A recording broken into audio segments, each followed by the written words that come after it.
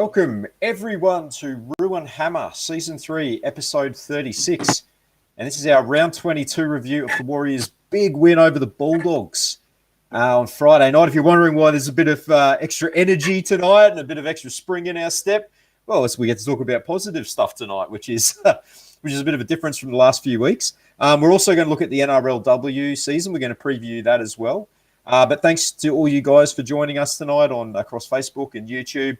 And just as always, before we get going, just a shout out to all our wonderful Patreon supporters and all you guys who have bought merchandise from us from Redbubble. It's your awesome support that enables us to keep bringing you this content that you enjoy through Restream. Mate, how's it going? It's a bit different vibe this week, eh? It is a different vibe. I said, as I said to you last weekend, I left work on Friday and my boss said to me, you're watching the game tonight? And I said, yeah. And he goes, what do you think? And I said, we'll probably lose. And he goes, you all right with that? I said, mate, I'll be upset for an hour and then I can get on with the rest of my weekend. It was really weird to be upbeat. And then, from that, there was the flow-on effect was just a really great weekend. Wasn't it? It really was. It's amazing how, that sort of, a win on Friday night just sets you up for just good vibes. It does. I like the Friday night game for that respect. It's been a really tough season, as we all know. And when we play on the Friday night, if we do happen to lose, then you're kind of over it the next day. Whereas if we play on a Saturday or Sunday, you're kind of waiting for the whole weekend for the game to come on. And but yeah, mate, it was great. It was good to finally get a Warriors win. As you said, NRLW kicks off this week as well, the 2022 season. And as you know, I'm a massive fan of the women's game. So I'm really excited for the 2022 NRLW season to get underway. And we're going to chat about that a little bit later.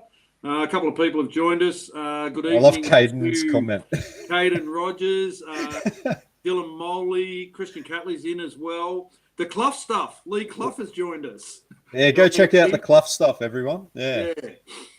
I was going to say, mate, should we get straight into the review? Yeah, exactly. Let's do it. The Warriors returned back to Mount Mark Stadium. Before we do, mate, I just want to remind everyone that, that's tuned in tonight, the reason that we do the show live is to get the involvement of all those watching. So, as we move through the discussion points and chat about the game and the NRL round and the NRLW, join the conversation, leave your comments, but please be aware that we do have current ex-players and their families that watch this webcast, so keep your comments respectful and refrain from making them personal or derogatory. Yeah, absolutely. So as I was saying, the Warriors returned home to the third leg of the 4 homecoming games of 2022.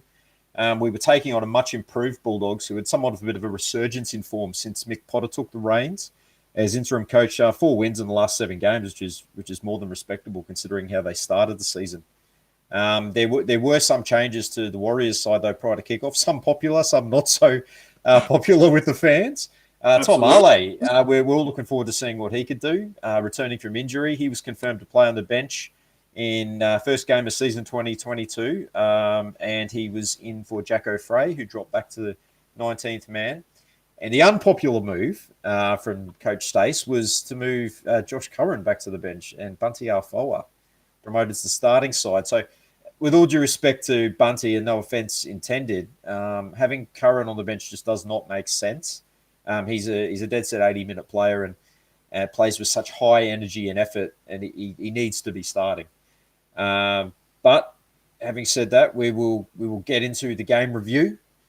Warriors 42. So it doesn't sound good to say that. Warriors 42. It's been a while, hasn't it? The highest score I was reading since 2016. So yeah, that's awesome.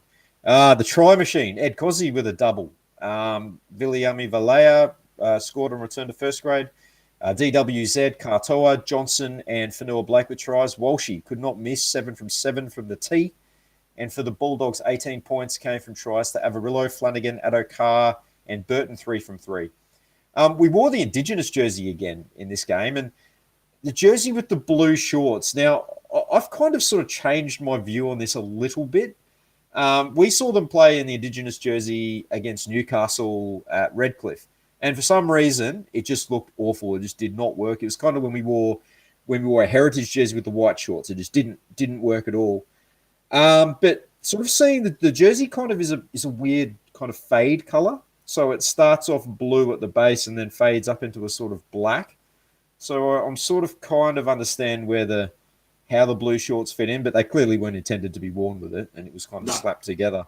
Puma NZ have really dropped the ball this season as a merchandise supplier, just quietly not a fan of some of my designs as well. Exactly. Which we'll get to later. They have dropped the ball, haven't they? I remember talking to Cam George. I think it was after the Newcastle game, and he was saying that at the time, not much merch had come through for the playing group as well. They were really frustrated with how it's all happened. I guess with the team being based here in Australia and Puma New Zealand, obviously based in New Zealand, there's been a little bit of a disconnect. But I don't mind. I like that Indigenous jersey. It's really come around. I really do like it, but I didn't like it with the blue shorts. It just doesn't look. It didn't look good on TV. Fortunately for us, that was probably the ugliest thing at Mount Smart on Friday. I actually thought that the Warriors' performance might be, but we climbed out of. We pulled one out of the bag there. Shout out to Ed Cossey, who's just logged in and watching us as well. Great game on Friday night, Ed. Going really, really well. Keep the tries coming, yeah. Yeah. As with all the games in round 22 too, this game had the minute silence in honour of Paul Green, who did tragically took his own life last Thursday, and it was quite good to see every NRL game honour him. There was a couple, obviously, that were a lot more special than others, notably the Cowboys. And the Sharkies, and he did play for the Bronx, and he played for Parramatta, and he played for the Roosters, so they all honoured him quite well as well. It was a sad preface to round 22, wasn't it, mate? Yeah, it certainly was very sombre, and it's never nice to hear these kinds of things, and we wish all the best for his family. Yeah, absolutely. So. That the crowd at Mount Smart wasn't the best crowd that they've had there this year. Plenty of vacant seats, and you would have thought with the NZ fans starved the footy for 3 seasons, have they already lost interest in the team after a series of probably ordinary performances since the homecoming game? Who knows? But we did start the game really well, 2 completed sets, but we gave away an early penalty with the Bulldogs working their way out of their own half. Enabled them to go on the attack early, and they were starting to build some pressure. So the Warriors, we got our own penalty early, and it was a late tackle on Dejan after he put up one of those awesome bombs, and put us on attack. And a few attempted crash plays, which we're not a fan of, in the same got the expected result as they always do.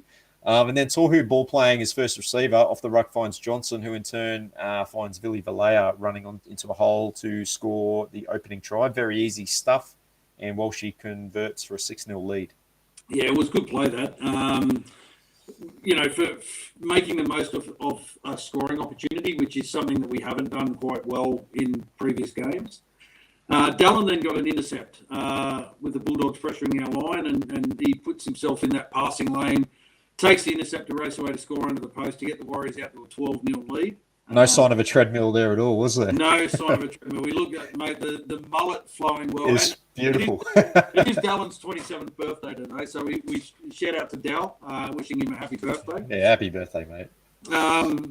Although we were leading, I was critical of how, at the completion of our sets, we gave away defensive penalties on tackle 1 that enabled the Bulldogs to start their attack sets in our half after kicking for touch. The first couple we showed good defensive resilience, but the third time the Dogs were able to force a dropout, and then on the ensuing set they scored through Jake Avarillo. Yeah, it's a pretty easy try. There was a great tackle from the merchandise to bring Burton down. Yes. Yeah, the very next play they went over as I said for a fairly soft try, and then the Dogs with an error on tackle 1, the set after points. They'd obviously been watching us. And we score from the first play from midfield scrum, left side play that had Johnson come from the right to the left to create the extra man, and the ball going through the hands with the man, Ed Gozzi, scoring in the corner to continue his try-scoring streak of recent weeks. And Walshy just slotted it from the sideline for an 18-6 lead. And then the man, Josh Curran, injected into the game in the 25th minute, and he had immediate effect with great hole running up the middle off a Harris offload. And we were showing a much better attitude, not only with our attacking plays, but through the defence as well. We were actually forcing errors with the Bulldogs handling. I thought Curran's energy from the moment he came on was the catalyst for the Warriors kind of lifting their intensity. The Warriors had two opportunities in the same set on the Dogs line after another cheap turnover of possession from the Doggies. Cozzy brought down short on the left, and then Vallejo putting the ball down on the right after all the hard work had been done with Ozzy getting him into a hole.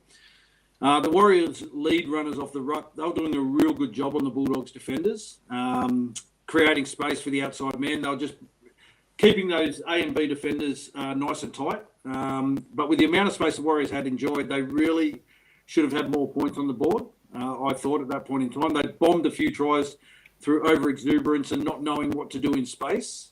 And let's face it, this year has been a season where we haven't found ourselves in good scoring opportunities on a lot of times. So we're just not used to being in those situations.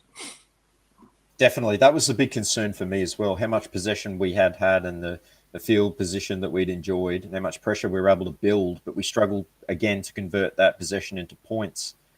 The Warriors, with all the attacking sets in our favour, 56% possession, 300 more run meters, a good percentage of possession inside the Bulldogs half, and it was only an 18-6 halftime lead. And I thought the Warriors should have had at least 12 more points on the board going at halftime. Like, let's face it, we could have been 30 points to 6 up. Yeah, we could have been. The boys came out, though, in the second half with the same energy, but a Matt Burton towering bomb caused all sorts of problems for Reece Walsh. The Broncos got Reece Walsh. The Bulldogs going scoring, but Braden Burns fell millimetres short.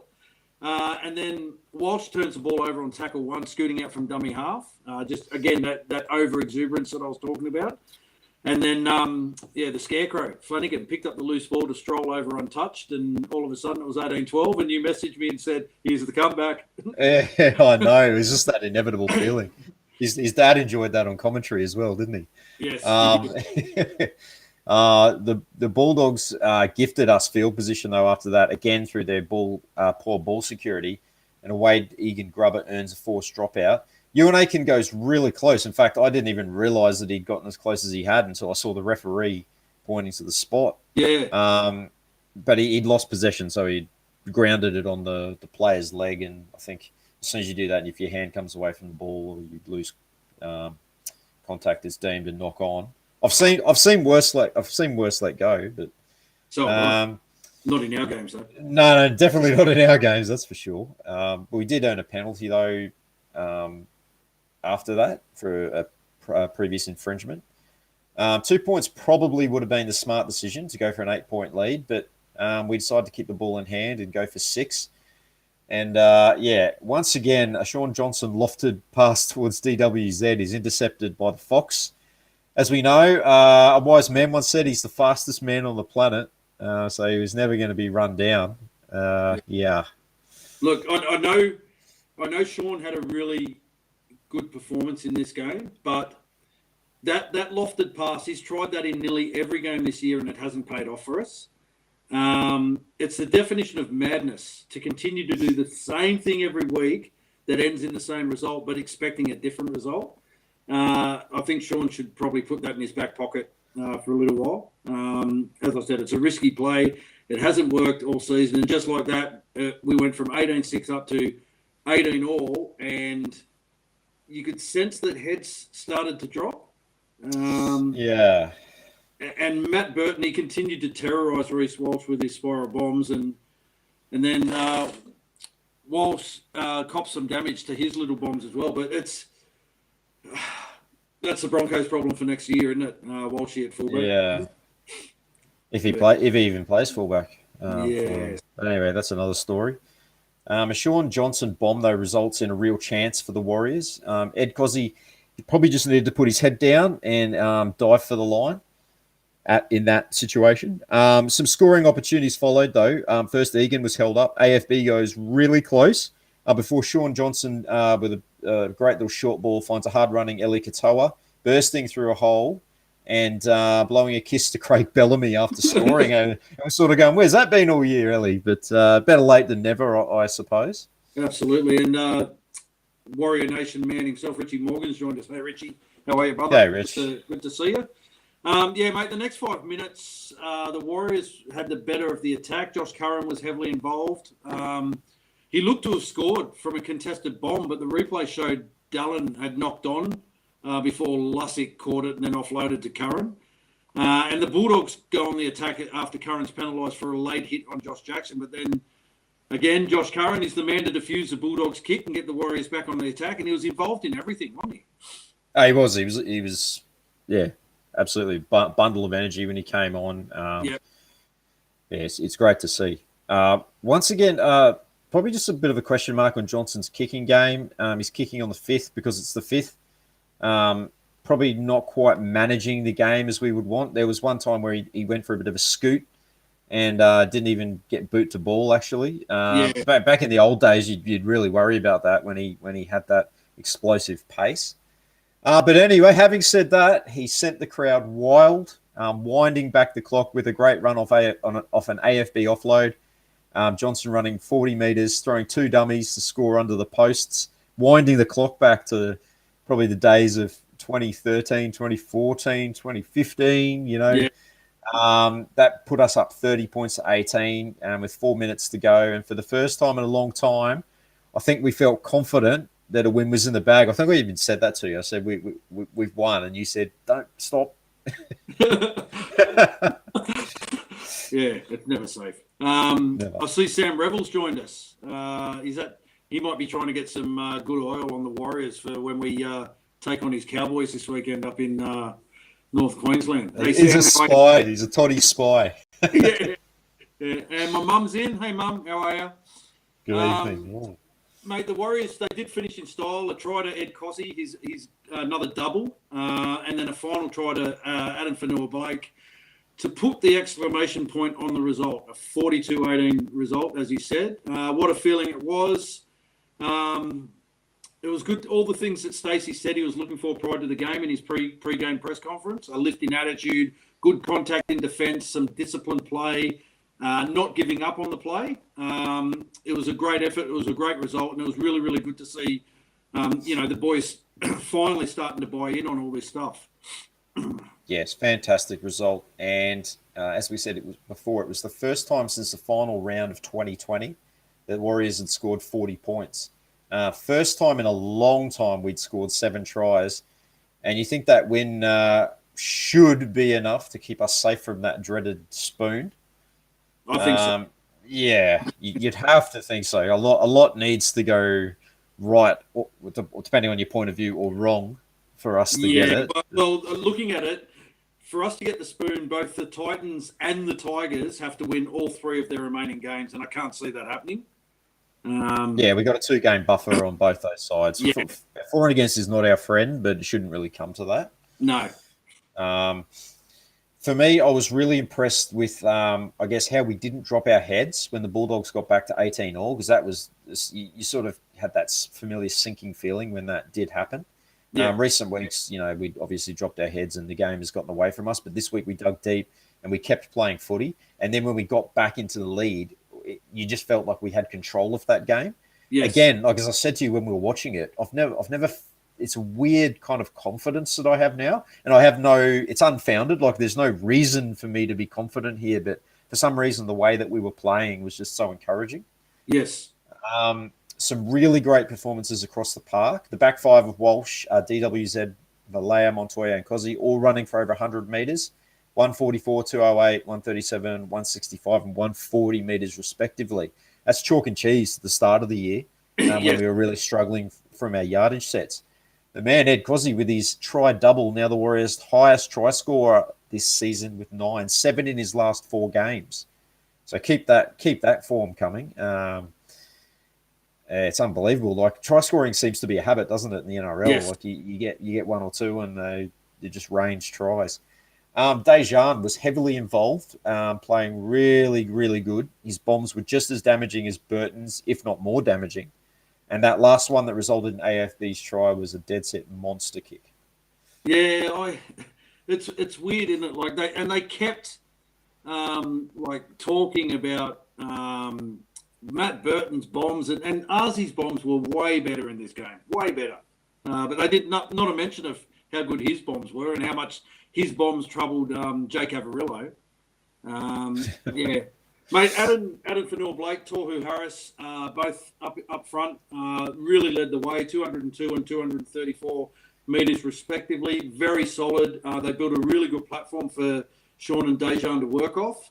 Speaking of Sean, mate, he's a different beast at Mount Smart. Isn't he? You know, he did have that pass that we were talking about, but again, he had great involvement. He had a good kicking game with 314 metres. He had 2 line break assists, 2 try assists, and then that try that he scored, which was, you know, SJ evolved with his footwork and his dummies and speed to beat the defenders.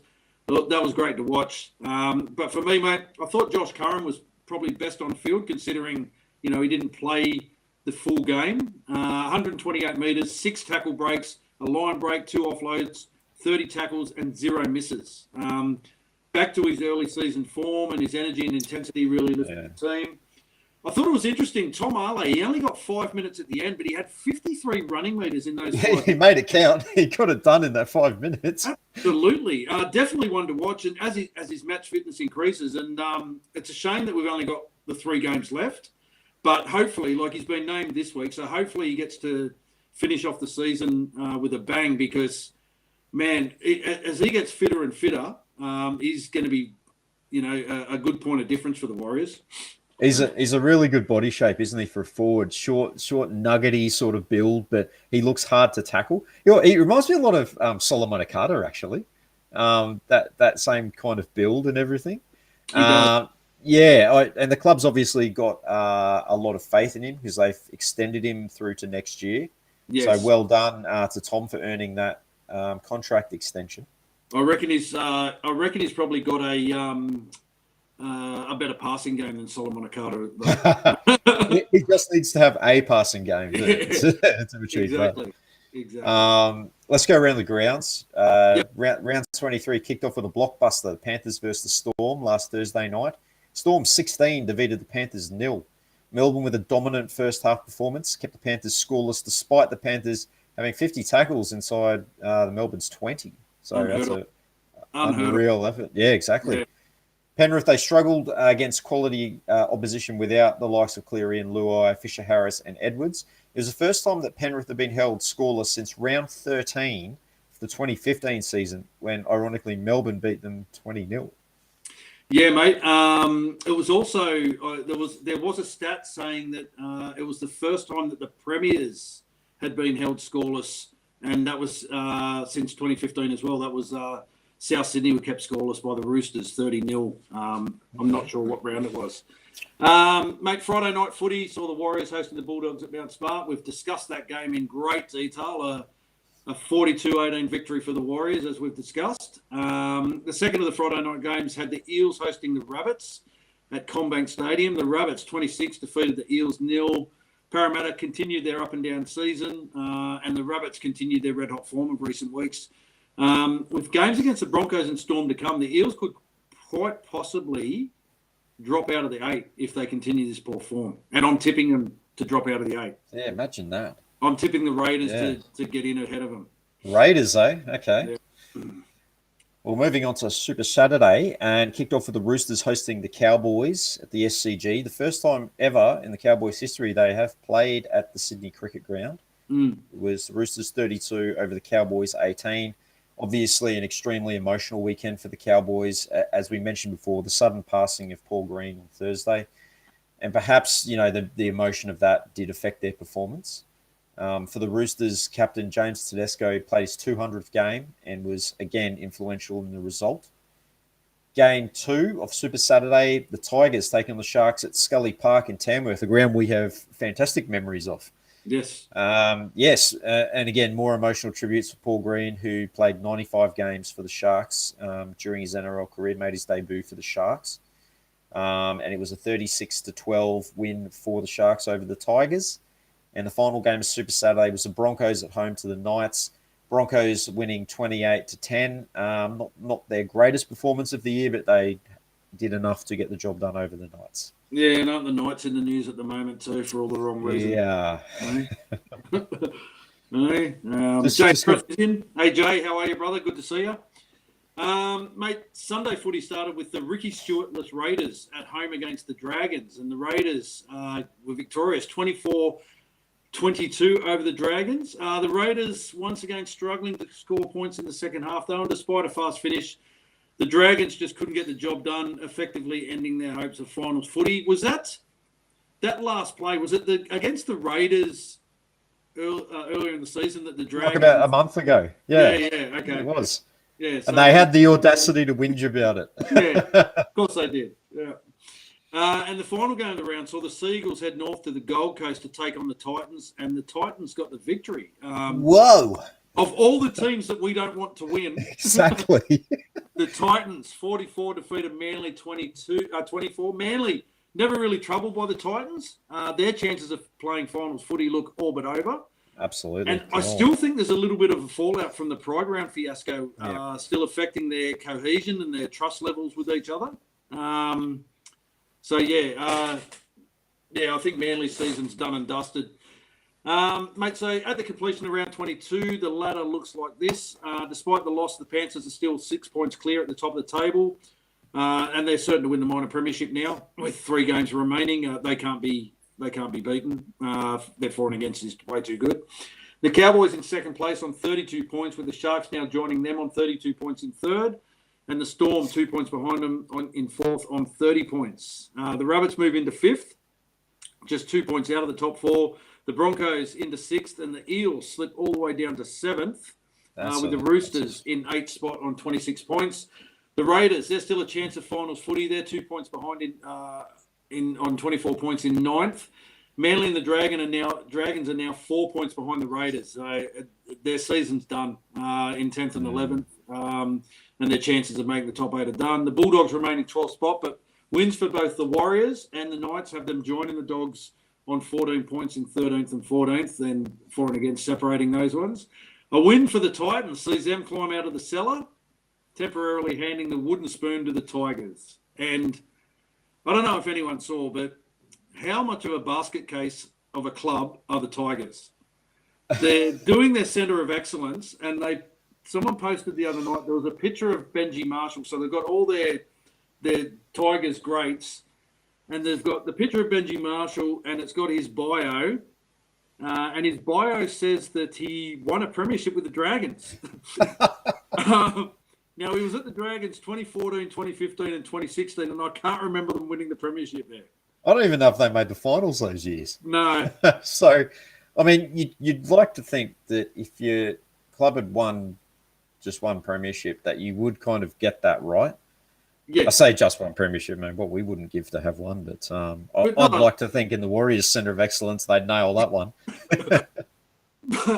But you know what I mean? Like, how ridiculous! They don't even crazy. know the bio of their like most prolific player ever. Like, who did they get to do it? Who did their research? I reckon it's that guy that looks like the Tiger King, Justin Pascoe. The guy whose hair changes colour. Oh, he loves his Tigers so much, obviously. Oh, he's an idiot. Yeah. Before we look at the Warriors team list for the round 23 game against the Cowboys, it's time to chat a bit about NRLW. So the 2022 NRLW season kicks off this weekend, and there's been a lot of player movement heading into this season. So let's have a look at each of the games this week and the squads that were named. That's right, mate. There has been a host of changes. A lot of player movements. A lot of those girls from New Zealand that played for the Knights in the 2021 season, the 8 girls, most of them didn't come back over, which I was a bit surprised about. I think there's only three players have come over from New Zealand. 2 are at the Titans now, and and one is at the Eels.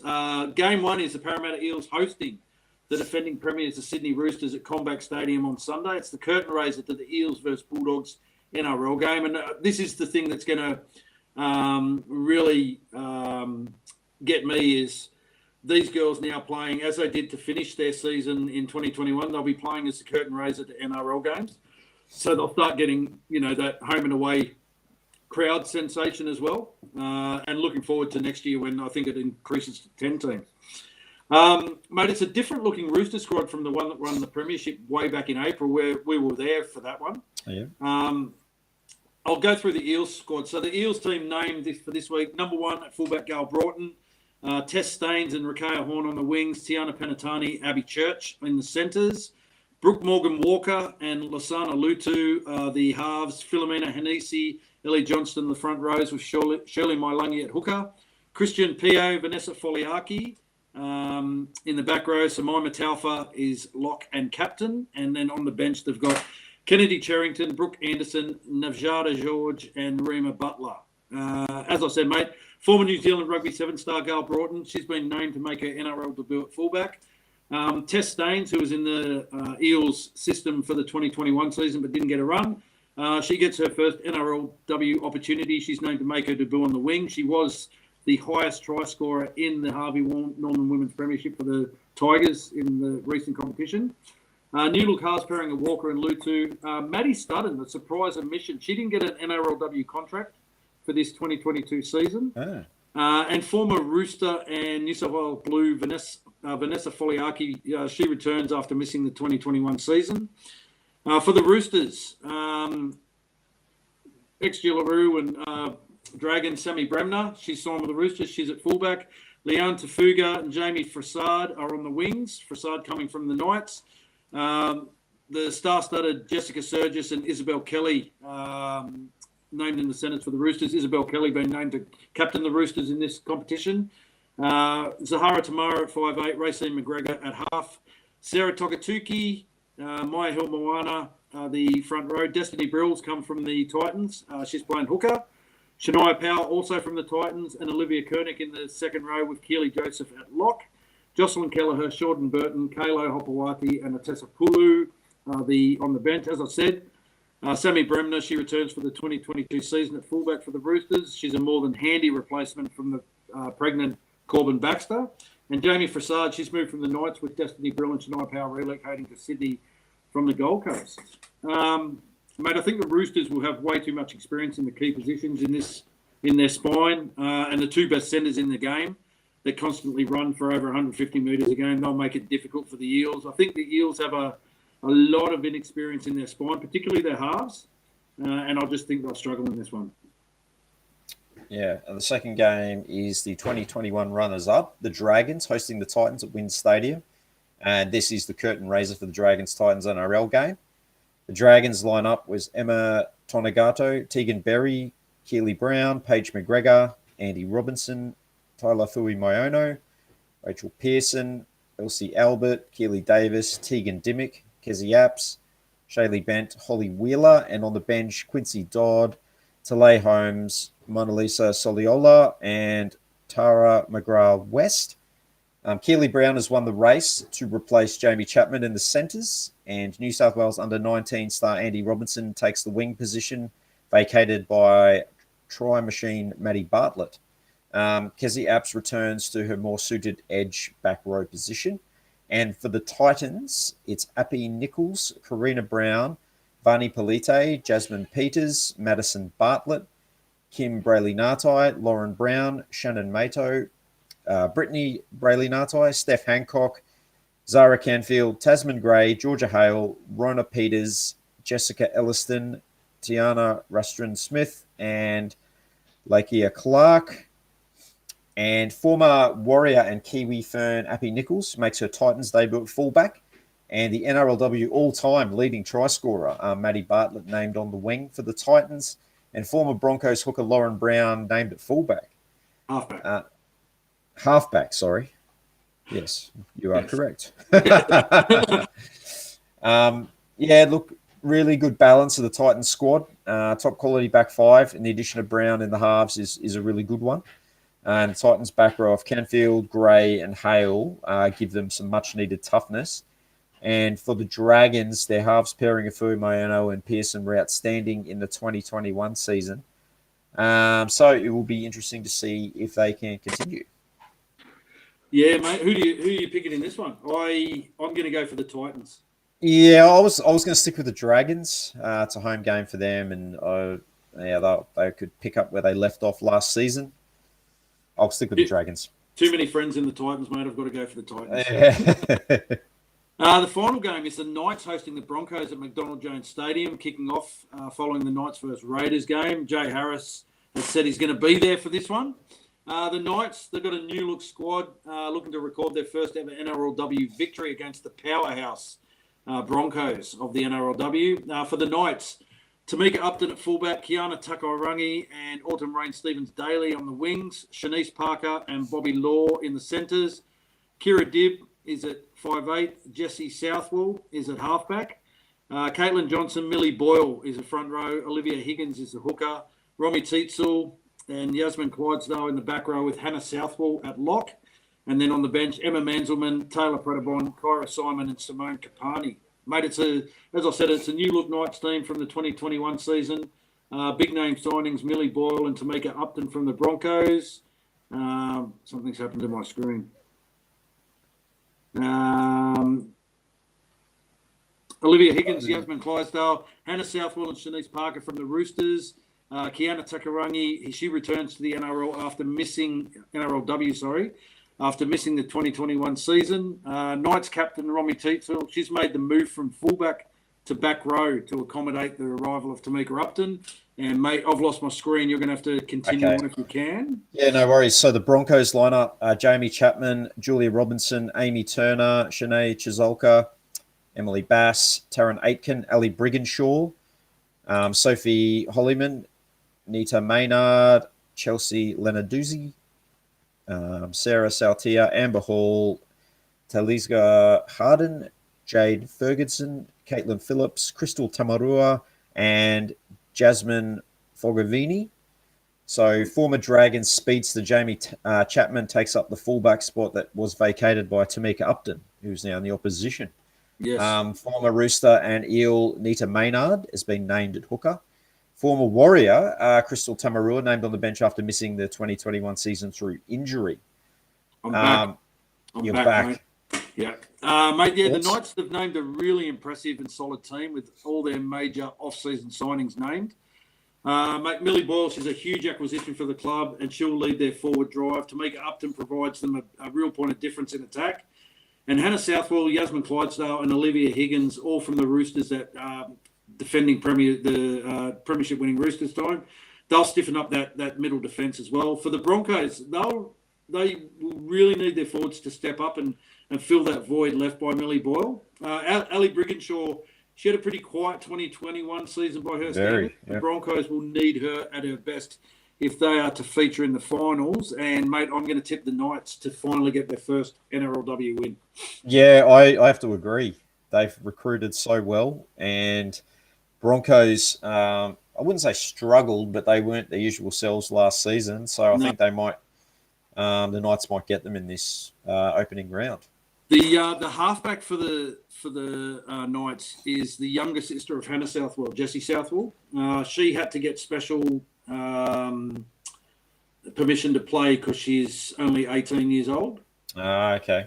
Yeah, so she'll be a good one to watch. Apparently she goes really well.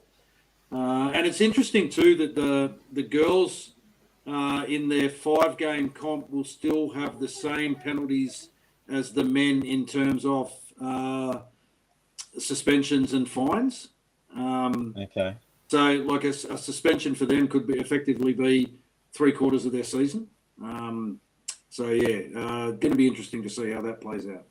Yeah. But yeah, that's the NRLW for this week. Going to be 3 cracking games of footy. Some really, really good squads. A lot of, some players returning. Shanice Parker's returning from having a baby. Arpie Nichols obviously got time off from the police force to come over here.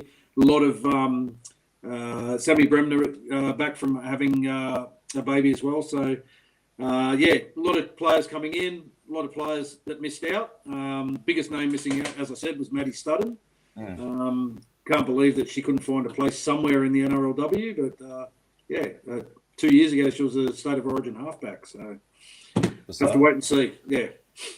Yeah, sure to be some great games of footy in the NRLW kicking off this weekend. Absolutely. And let's take a look at the Warriors team that was named for round 23. Taking on the Cowboys at Queensland Country Bank Stadium up there in Townsville.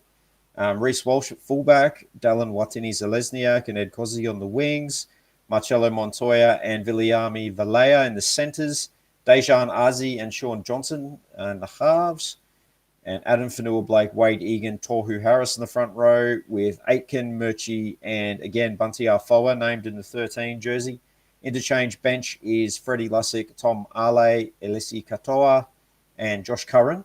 Extended bench, Chanel Harris-Tavita, Dunamis Louis, Jackson Frey, Adam Pompey, and Rocco Berry.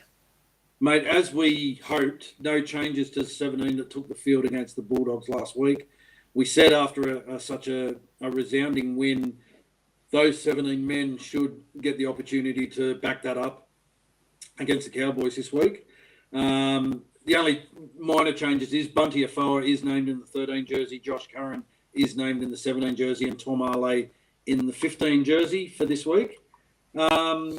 Chanel Harris-Tavita, he comes onto the extended bench, which for me is an odd selection. And it has me worried that a late change will take effect and Dejan may be replaced. I don't pretend to know what's going on in regards to team selections, but with Chanel not in the mix next season, like he's retiring from rugby league. I don't know why they would just bring him back for these last 3 games after an injury. Maybe it's so he can have a swan song and, thank the fans and play some footy. I don't know. What are your thoughts, mate? Especially when you got someone like Dejan, who's effectively fighting for his future. I mean, he's a young player, 22-year-old now, got it all ahead of him and unsigned for next season. And he needs an opportunity to show what he can do. If he's not going to get re-signed at the Warriors, then again he needs an opportunity to be able to show other clubs what he can do. With Chanel not being part of the club's plans next year because he, as you said, he is taking that sabbatical or retiring or whatever you want to call it. It got me concerned as well. Look, if you want to give him a swan song, maybe just give him a game in the final round. But Dejan played fantastic on Friday, and he deserves to hold his spot. I'll be extremely disappointed if he is subbed out. Yeah, I said to you, and let's see if my Nostradamus skills are as good as yours. I said to you that I think Chanel will come into the squad, but I think it'll be at the expense of Freddie Lussick.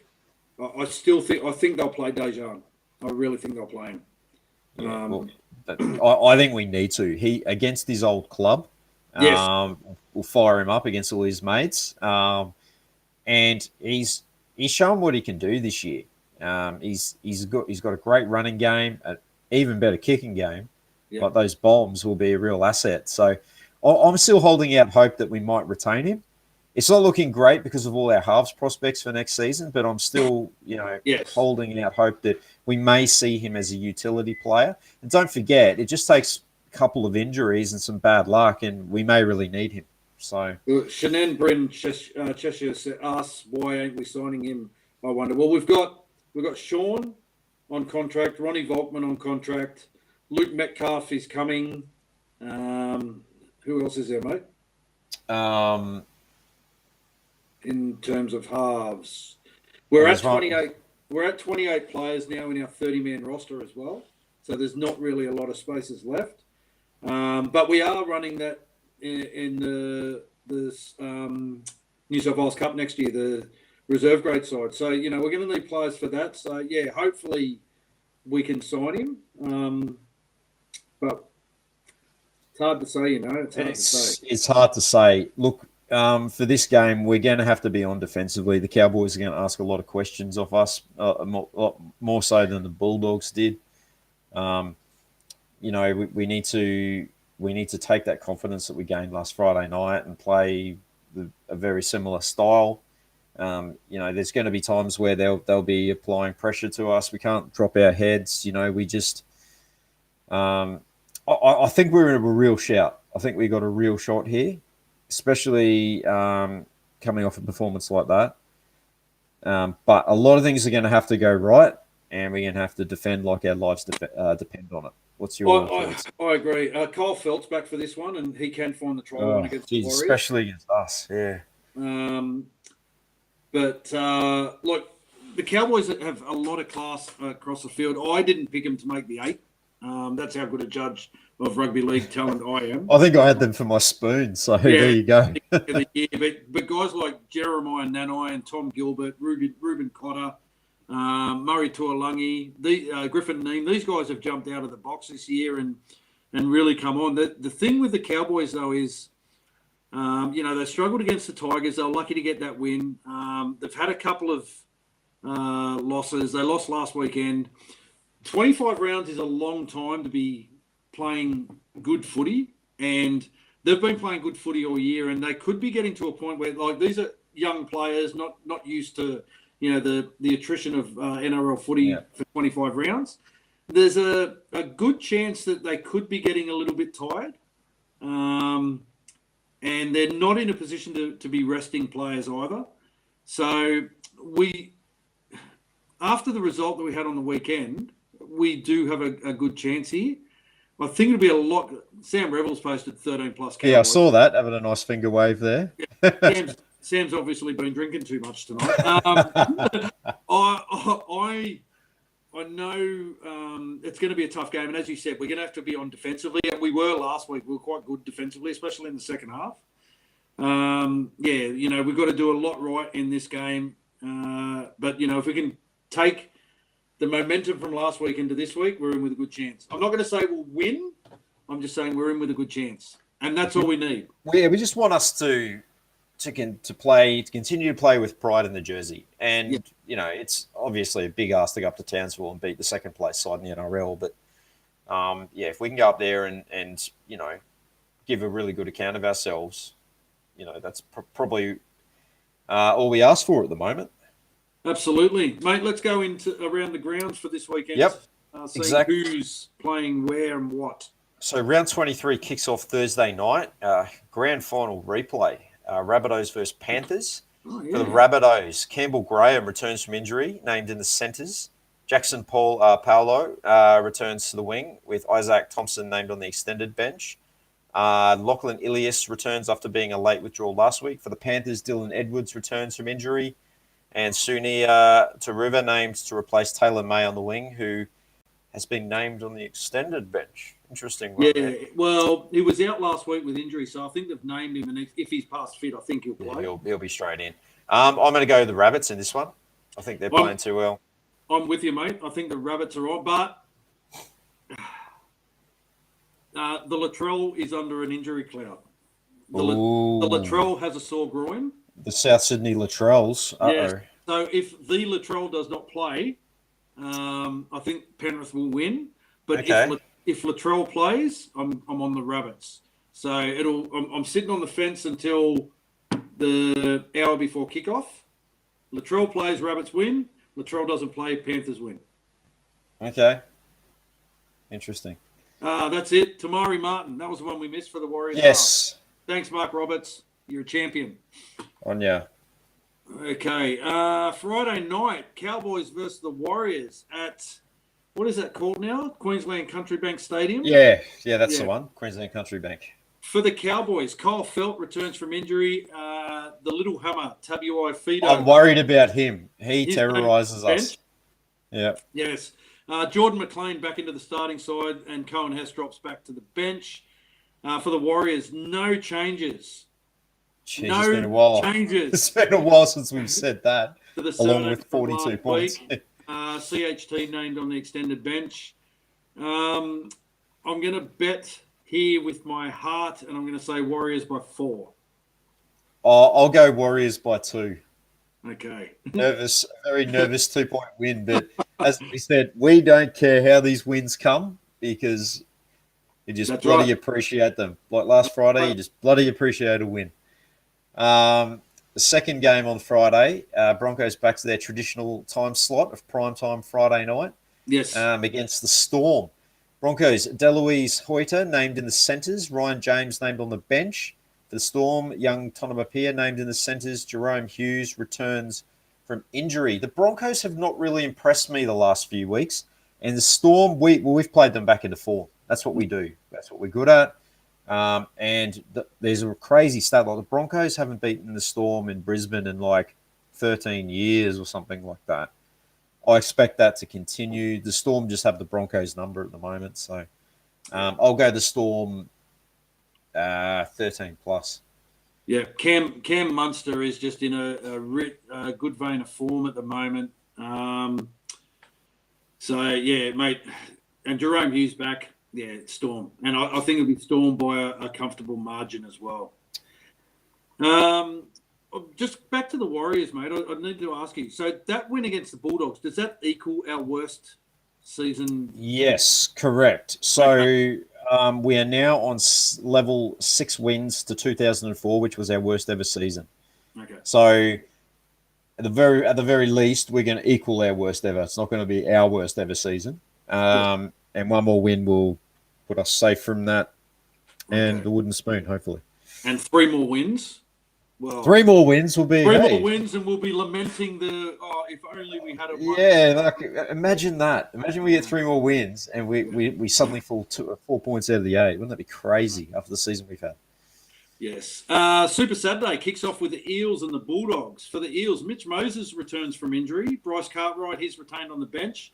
Interestingly, Bailey Simonson and Sean Russell, they've both been named on the extended bench. For the Bulldogs, Harrison Edwards, he's named to start in the back row. Jackson Topine, he's moved back to the bench. And Luke Thompson has been named on the extended bench. Haven't seen him for a while. Yeah, it's been mate, I'm going to tip the Eels only because they're in the 8 and the Bulldogs aren't. But I can't tip them with any confidence at the moment. They're so up and down.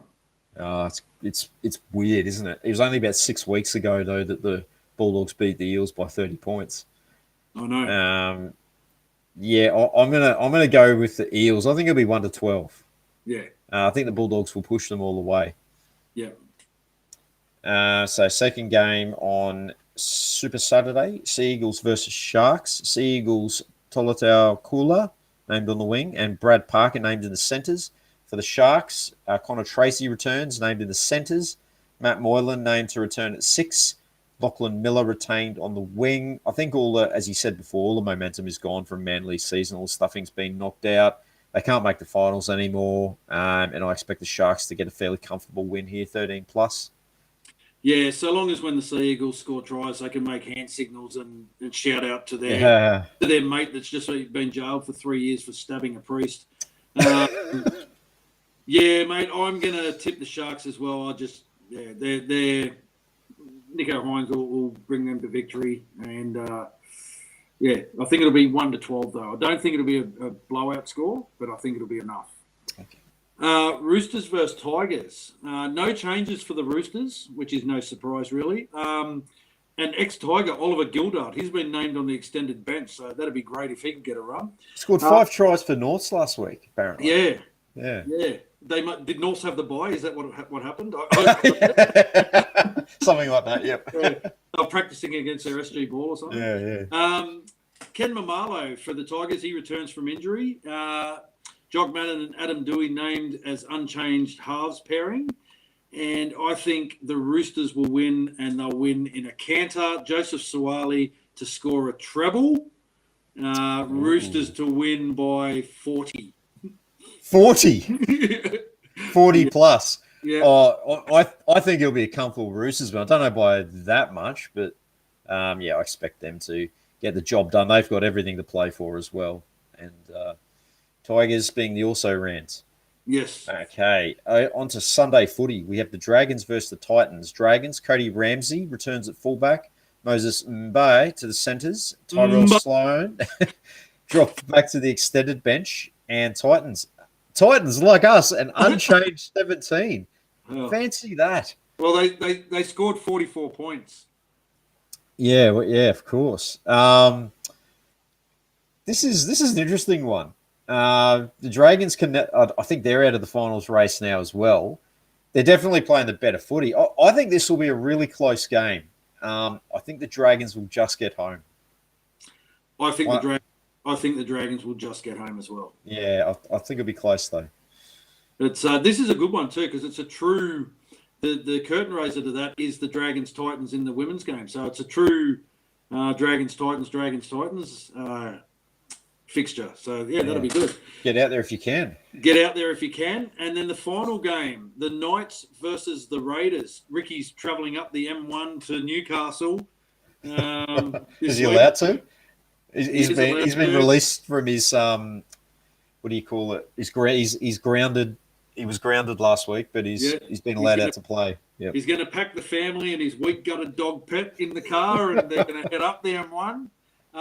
For the Knights, a club in turmoil. Both Inari Chihuahua and Bradman Best have been stood down this week for, I don't know, protocol. They were late to the team bus, apparently. Yeah. So young Christian Mapa Palungi, his name to make his NRL debut in the centres. For the Raiders, Nick Kotrick returns. Albert Hopewadi's named on the extended bench.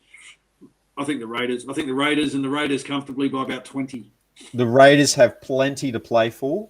Yes. And they, by rights, they should go out and punish the Knights. I think they'll sort of capitulate towards the end of the season. They got all that Ponga drama happening off the field.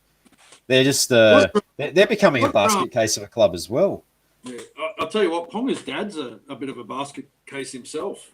You see the Damir Dokic off the NRL now, is he? Comes out and fights his son's battles for him, he does. Yeah, it's crazy, isn't it? Oh, he was sick, so his mate went to check on him. Just holding his hair while he plastered the porcelain. Of course he did. Yeah. Of course he did. There's nothing to see here. Move on, people. I don't know what's going on there, but hopefully they get a bit of a touch up and it gives us a bit of breathing space in the race for the wooden spoon. Yes. Don't forget, guys, live shows always coming up. Every Wednesday night we'll be doing our review and preview shows, and we'll continue to make those connections with the former players to bring you more of those head-to-head interviews that you guys will enjoy. Robbie Mears and Tony Martin coming up very soon. Yes. And I'm still chipping away at Big Villa, trying to get him to come on. So hopefully he'll be on for a chat sometime as well.